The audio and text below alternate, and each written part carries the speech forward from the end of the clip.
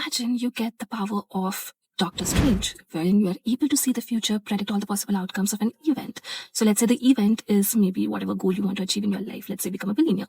And now you see all the possible outcomes that, okay, if I do this, then maybe I'm going to fail. If I do that, I'm going to fail. And then you hit that one particular possibility where it is guaranteed that you're going to be a billionaire.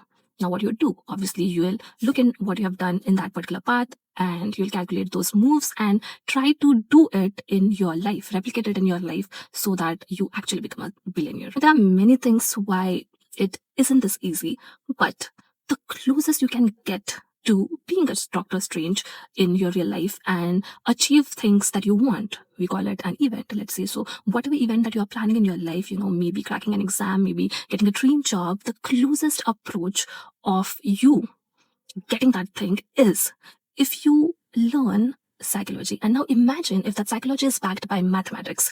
So when psychology is backed by mathematics and, all the other scientific research and everything, so you have a particular formula and you have a particular, groundwork of some rules and regulations. And if you stick to that, then success is guaranteed. It's your host Snehali, and in today's video we'll be talking about the importance of psychology and how you can use it in your day-to-day life to achieve whatever event you are planning to achieve, right? I'll tell you a quick story to demonstrate how psychological principles affect our day-to-day lives and how we can make the most of it to work in our favor. So let's say, for example, consider the example of my friend Damon Salvatore. So for those who know, he is a vampire, right? So one fine day, it was very hot actually. So he went to a cafe and he wanted to drink Bloody Mary, but a stranger comes out of nowhere and he slaps him. Now Damon had this urge to slap that stranger back. Well, this is the law of reciprocity in action, right? Now imagine if the stranger had offered Damon the drink which he wanted to drink, which was Bloody Mary, out of nowhere, just, an act of kindness whatsoever.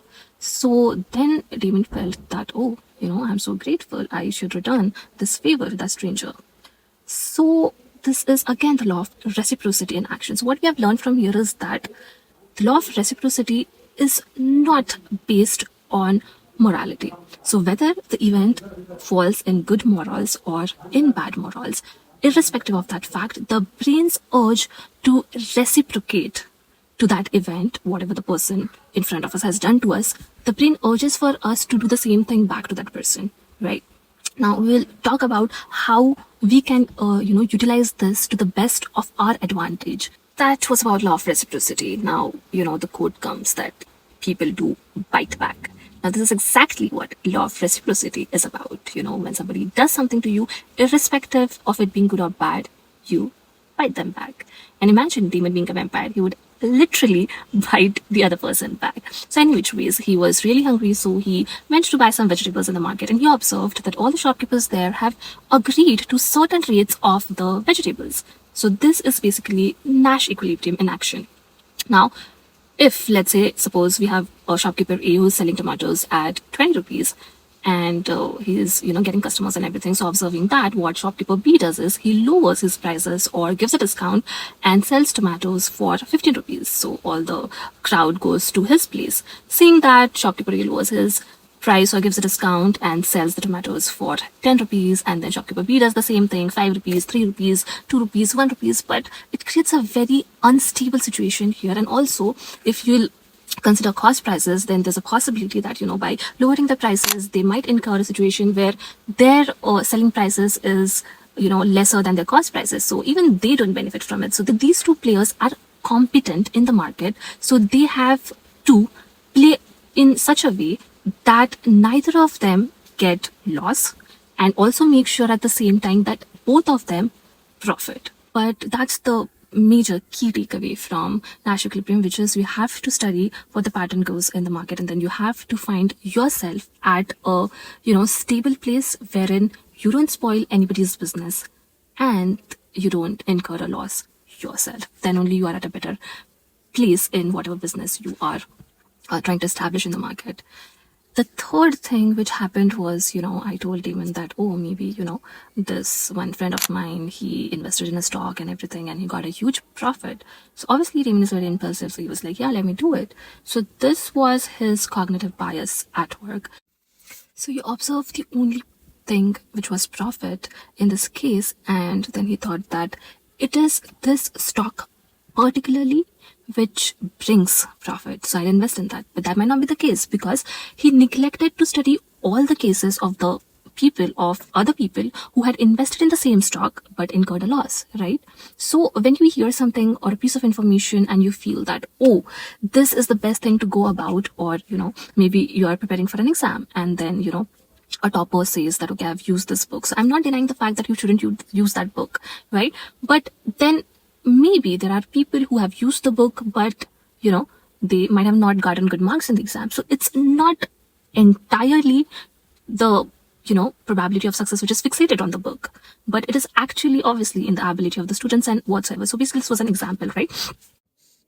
Now here's the thing, I've talked about law of reciprocity, Nash equilibrium, and then there are a lot of the terms and laws in psychology, but did you notice that you are falling prey to it?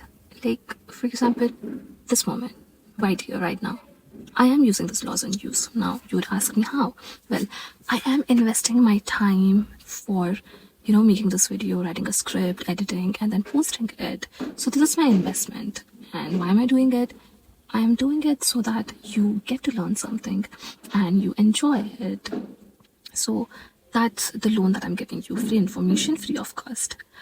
But I do expect a payback.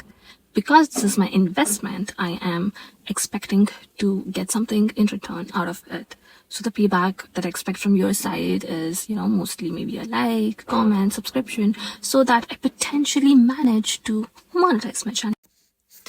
So that's it for today's video, and don't forget to pay back, like I said, like, subscribe, comment, ring the bell icon, and also follow me on Instagram.